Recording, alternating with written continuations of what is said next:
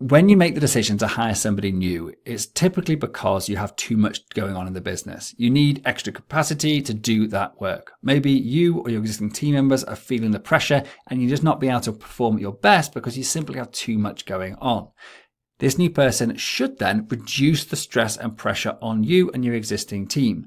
But why is it that doesn't often happen in the beginning? What holds us back from actually just getting stuff off our plates and put onto their plate as quickly as possible without increasing the stress of actually doing that? Today, I want to share a real life example of us going through this and some of the mistakes that we made, some of the things that we could definitely have done better, and some things that we've done well. This will be absolutely essential listening for anyone who is looking to hire somebody new into their business to make sure that transition of being yourself as a solopreneur or existing team members and how you let go of work, how you get it off your plate onto that new person's plate in the quickest possible way without getting overwhelmed and stressed about it not being perfect. And before we get started, please remember to hit subscribe to get more tips, tricks, and cool stuff about living with more purpose, presence, and freedom. So the question is this: how do entrepreneurs like us who don't have an endless supply of cash, how do we leverage the best apps, virtual assistants, automation tools, and systems to scale our businesses, increase our profits, and have more time to do what we love to do each day?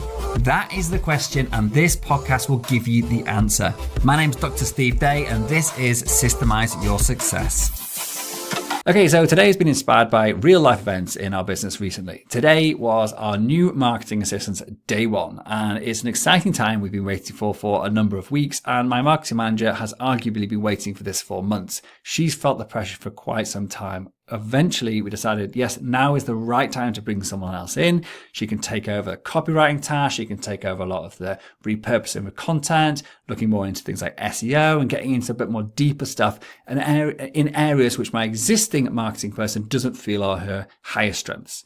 I want my team to focus into areas that they feel is their zone of genius. I want people to love the work they do. So wherever I can, I try to create roles that fit their personality, their strengths, and avoid them having to do work which lies in their areas of weakness. Because when people work in their zone of genius, they get more done, they're happier, and everything works well. And the opposite is also true. So this was an opportunity for my existing brilliant marketing manager to offload some of the stuff she didn't feel was at the top of her game or was at the top of her ability field, so to speak, and to allow her to have more time to focus on other stuff. It was meant to reduce stress. But today I had my welcome meeting with our new marketing assistant. I jumped on to say, hey, welcome to the company. Let's have a look at your task board and see what you've got on. And just to get a feeling for how she was thinking about the work she's been delegated to her and, what her thoughts are going forward about how she's going to approach stuff. But when I looked at her task board, there was almost nothing on it. There's a few recurring tasks. There was some stuff that was due on Friday, but today's Monday. And so there was nothing really for her to do over the next 3 or 4 days. I pinged a quick message to my marketing manager to find out what was going on. And my marketing manager's response is why I'm recording this episode, because it reminded me of exactly the feelings that I used to have when I bring someone new into the company.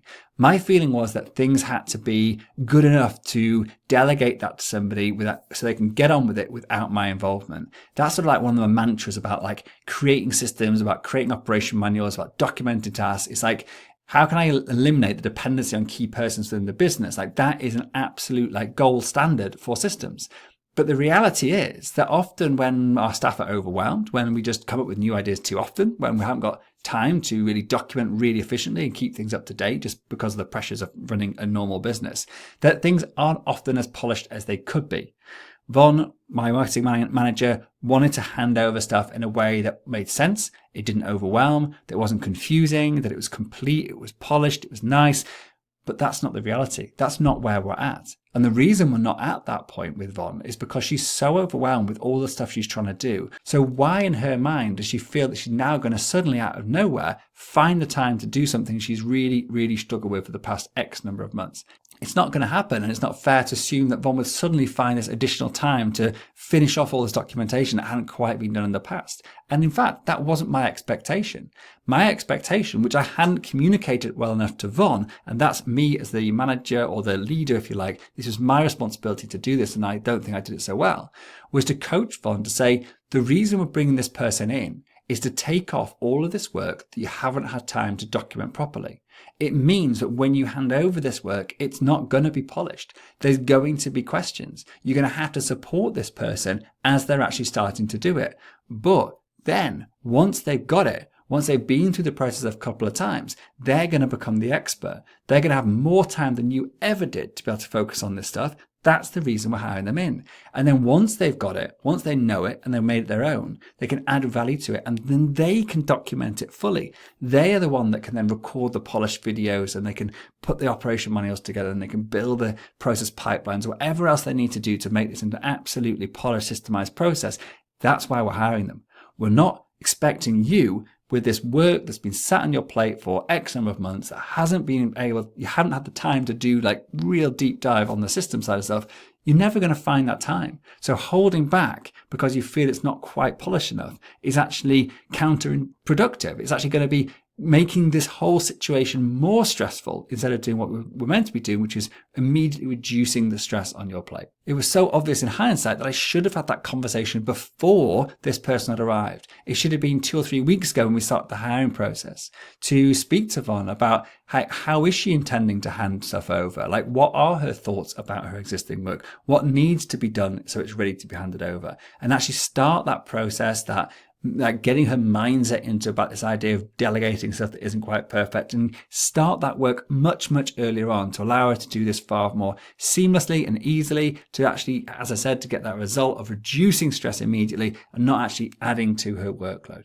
Thankfully, we caught it super early, like literally on day one. I've been able to have this conversation with Vaughn now, and we're going to be having a meeting tomorrow where we're going to actually just shift everything over and then work on supporting the new person in figuring out how to do all this stuff that might not be perfect and polished, rather than finishing off or getting it all polished first and then handing it over, because that is absolutely counterproductive in my eyes. That's the reason we're hiring this person, is to actually get this stuff documented and finished off properly, not for Vaughn to do it and then hand it over. It just sort of defeats the object. So that was the big take home, really, that if it's you yourself as a solopreneur, or maybe you've got an existing team member, probably even more important for actually coaching your existing team on this, is when you are bringing somebody new in to help support you where you are feeling overwhelmed, it's unlikely you've had the time to document that stuff really, really well.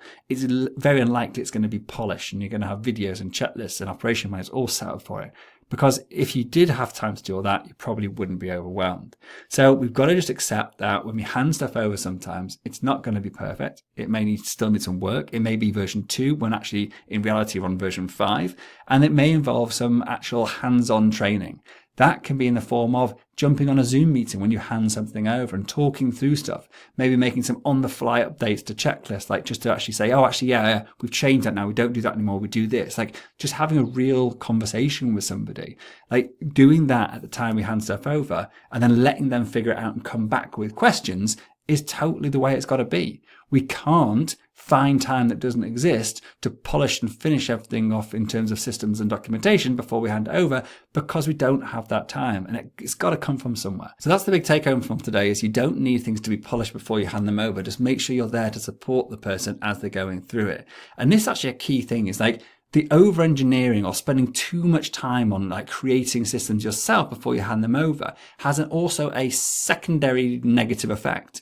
If you hand something over that you say this is like polished and ready to go, people will feel uncomfortable about changing it. They'll see the work you've done, about how much detail's in it, and it may actually take a certain confidence in that person, maybe the time they're with you, for example, before they start actually offering suggestions for improvement.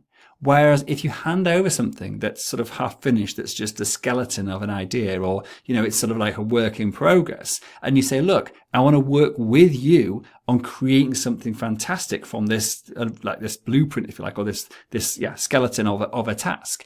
They then get ownership of it. So as they are working on it and developing it and tweaking it, they feel they're a part of the creation process, and therefore will have much more confidence in actually making those improvements and changes as they go, without thinking they're undoing something that, you know, someone else has done. So actually handing stuff over to someone new that isn't actually polished will allow them to have the freedom and confidence to actually make it their own, to improve it and actually make those updates as required, without having to come and continue to ask for permission, or feeling that they're going to actually sort of break something that's, tried and tested. And the last thing I'll say before I finish this, again, it's about hiring somebody new is one of the best opportunities to do process improvement. However something is documented, or however good you think it is documented or not, as we've just talked about, when you hand it over to somebody new to do, that is the true test. If that person can get on and get the result that you expected without any additional support and without them spending hours and hours over figuring stuff out, it's a good process. If they can get it done in a reasonable time without any input from anybody else, brilliant.